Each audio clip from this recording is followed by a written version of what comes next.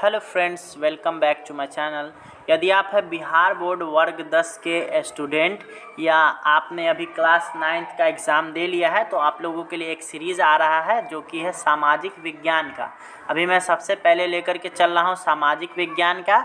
और सामाजिक विज्ञान में चूँकि बहुत सारे सब्जेक्ट होते हैं, उसमें से एक सब्जेक्ट है इतिहास।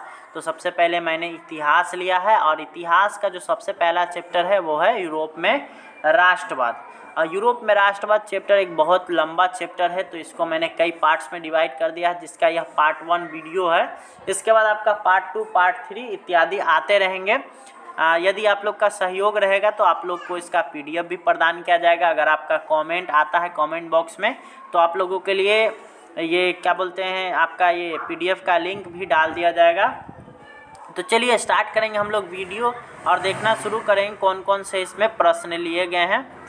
तो यहाँ पे सबसे पहला प्रश्न आप लोग यहाँ पे देखिएगा। यहाँ पे हम लोगों ने जो सबसे पहले लिया है वो है वस्तुनिष्ठ, यानी जिसको हम लोग ऑब्जेक्टिव प्रश्न बोलते हैं। ऑब्जेक्टिव प्रश्न को सबसे पहले लिया गया है। उसके बाद अति लघु उत्तरीय, उसके बाद लघु उत्तरीय, फिर उसके बाद दीर्घ उत्तरीय हम लोग प्रश्न देखेंगे। सबसे पहला प्रश्न यहाँ पे देखेंगे, इटली एवं जर्मनी वर्तमान में किस महादेश के अंतर्गत आते हैं? तो इसका सही जो आंसर हो जाएगा वो होगा आपका ऑप्शन नंबर ग, यूरोप के अंतर्गत ये आते हैं।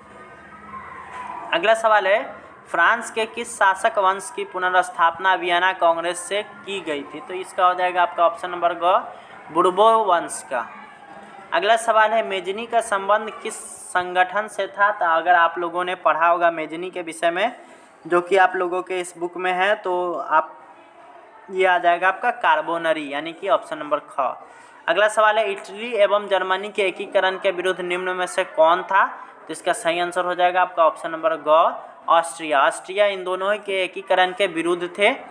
अगला है, काउंट काबूर का विक्टर इमैनुअल ने किस पद पर नियुक्त किया था? तो आपको जो ऑप्शन दिए गए हैं, और अगर आप लोगों ने काउंट काबूर के विषय में पढ़ा होगा तो प्रधानमंत्री के पद पर इनको नियुक्त किया गया था।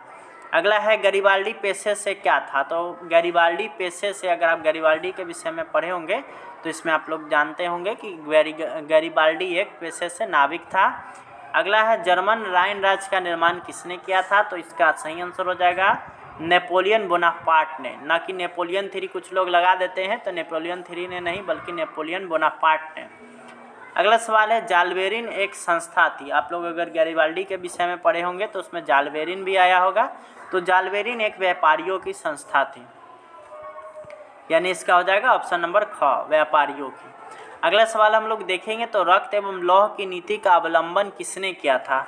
तो रक्त एवं लौह की नीति का जो अवलंबन किया था वो किया था बिस्मार्क ने। अगर आप लोग इसके विषय में पढ़े होंगे बिस्मार्क के विषय में, तो अगर नहीं पढ़े हैं तो यहाँ से आप लोग यहाँ से सिंपली लिखते हुए चलेंगे। अगला सवाल है, फ्रैंकफर्ट की संधि कब हुई थी? तो फ्रैंकफर्ट की संधि जो हुई थी वो 1871 ईस्वी में जर्मनी के एकीकरण के समय। अगला हम लोग देखेंगे, तो यूरोप वासियों के लिए किस देश का साहित्य एवं ज्ञान विज्ञान प्रेरणा स्रोत था? तो ये हो जाएगा आपका यूनान। यूनान बहुत पहले से ही डेवलप्ड है ये इन सब मामलों में।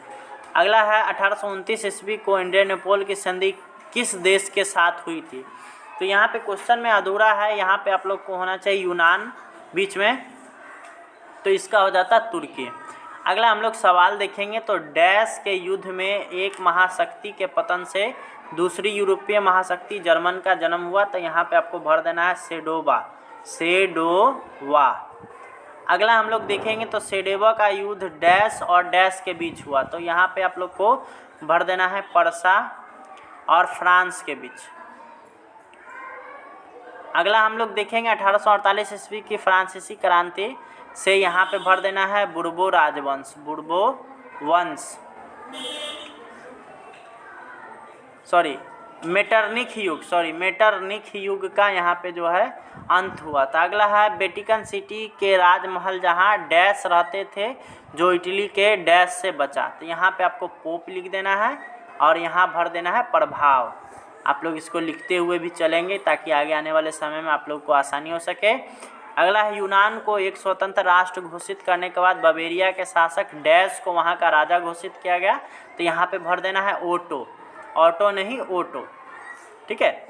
अगला है, हंगरी की राजधानी है बुडापेस्ट, हंगरी की राजधानी होती है बुडापेस्ट। अगला सवाल अब हम लोग देखेंगे, तो यहाँ पे है निम्नलिखित समूह का मिलान करिए। तो यहाँ पे आपको 4 इधर समूह अ में दिए गए हैं, फिर समूह ब में भी 4 दिए गए हैं, तो आप लोग को यहाँ पे मिला लेना है।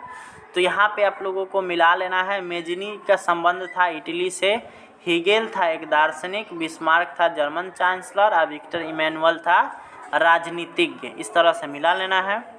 अगला हम लोग देखेंगे समूह अ और समूह ब को मिलाइए। तो वियना सम्मेलन हुआ था 1815 ईस्वी को, मेटरनिख युग का पतन हुआ था 1848 में, इटली का एकीकरण हुआ था 1870 ईस्वी में, और सेडोन का युद्ध हुआ था 1871 ईस्वी में। अगला हम लोग देखेंगे तो कोसूथ, ये था हंगरियन राष्ट्रवादी नेता। एंड्रियानोपुल की संधि हुई थी 1829 ईस्वी में।